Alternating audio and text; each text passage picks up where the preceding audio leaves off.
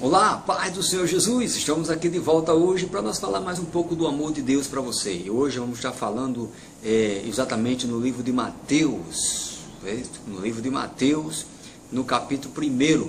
Vamos falar um pouquinho aqui de Jesus e de Maria, amém?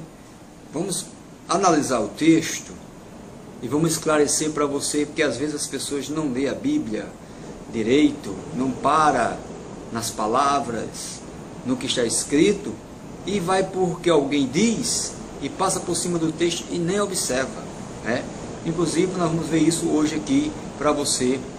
Louvado seja o nome do Senhor. Que Maria, ela teve mais do que Jesus. Além de Jesus, ela teve outros filhos. É o quê? Pois é, Maria teve outros filhos além de Jesus. Às vezes a gente usa muito as passagens da Bíblia que fala que Jesus se encontra com os irmãos. E alguns dizem o seguinte: não, irmãos na Bíblia refere-se a pessoa que é muito íntima. Então naquela época, quando a pessoa era muito íntima, então chamava essa pessoa de irmão. Então os discípulos de Jesus e alguns que era muito íntimo, ele passava a chamar de irmãos. E usa lá algumas referências bíblicas. Mas não tem uma mais clara do que essa que eu vou falar para vocês hoje aqui. É exatamente no livro de Mateus, capítulo número 25, capítulo 1, versículo 25. Quando diz assim a palavra de Deus: e não a conheceu até que deu à luz seu filho primogênito, primeiro, e pôs-lhe o nome de Jesus. Não a conheceu. O texto diz: não a conheceu até que deu à luz um filho.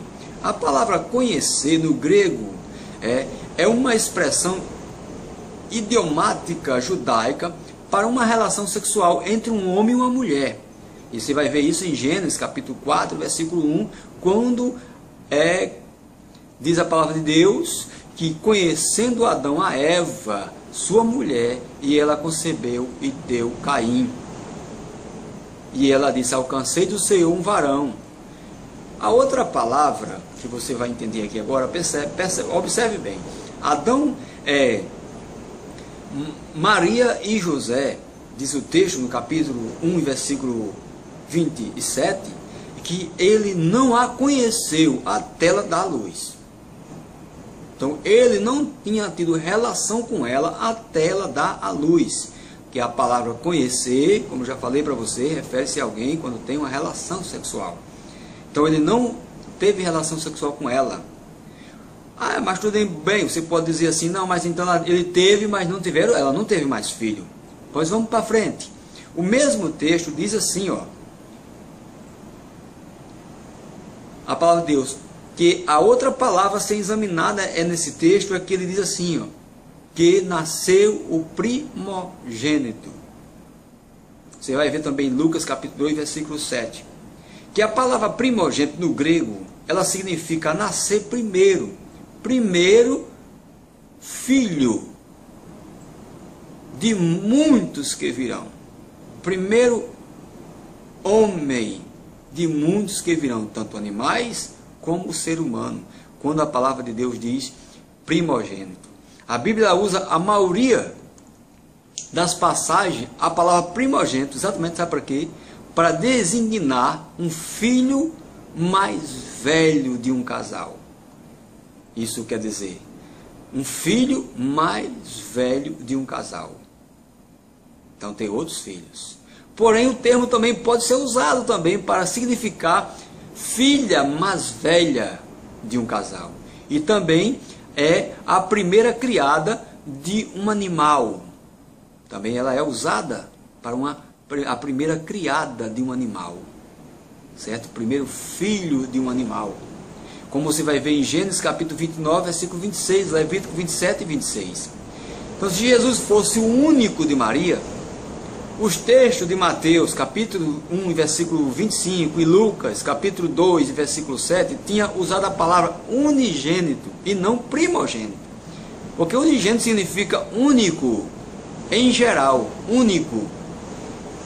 E quando esta palavra ela é usada nos textos bíblicos para distinguir Jesus, ela fala o seguinte: Deus nunca foi visto por ninguém, o Filho unigênito que está no seio do seu Pai, este o revelou. Unigênito aqui está se referindo a Deus, Filho de Deus, e não Filho de Maria. Filho de Maria, ele foi colocado na Bíblia como primogênito e não unigênito, que você vai ver em João capítulo 1, versículo 18. Confira também João 3:16 e João 4:9, referindo-se que ele era o Filho único de Deus e não de Maria. Então o texto também analisamos aqui em Lucas capítulo 2, versículo 22 a 23, que concluindo os dias da sua purificação, Jesus, segundo a lei de Moisés, levaram a Jerusalém para apresentar ao Senhor. E o versículo 23 diz assim: conforme o que está escrito na lei do Senhor, todo o primogênito do sexo masculino seria consagrado ao Senhor. Não é todo o unigênito, é todo o primogênito. Então, de acordo com a lei, só se apresentava um filho se ele fosse um primogênito e não unigênito. Vamos ver esta referência também, confira aí, Êxodo capítulo 13, versículo 2. Eu creio que eu estou explicando para você, eu creio que você está entendendo o que eu estou falando. Se você não está entendendo, pode fazer suas perguntas embaixo no vídeo, deixa aí a sua pergunta, que nós vamos estar respondendo para você, por escrito, se caso você tenha mais alguma dúvida. Amém? Então, quando nós vamos observar, lendo esse texto do Evangelho de Lucas, que parecemos que Jesus era o primogênito de Maria e de José. Então, supostamente, isso explica claramente no fato que Maria e José tiveram filhos depois do nascimento de Jesus. Depois do nascimento de Jesus, Maria e José tiveram filhos. Aí é que você vai ver as referências no Novo Testamento, falando que ele encontra com seus irmãos.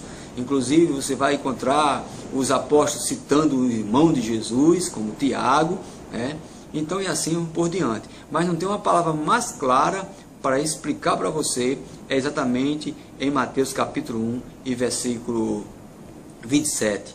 Pode analisar, pode estudar, pode pesquisar, você tem todo o direito de pesquisar. Não fique com dúvida, pesquise e veja o que significa a palavra primogênito e a palavra unigênito. Inclusive na Bíblia Católica, na Bíblia dos Evangélicos, está escrito lá primogênito e não unigênito.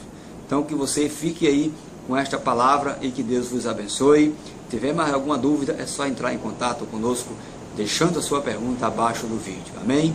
Glória a Deus. Amém.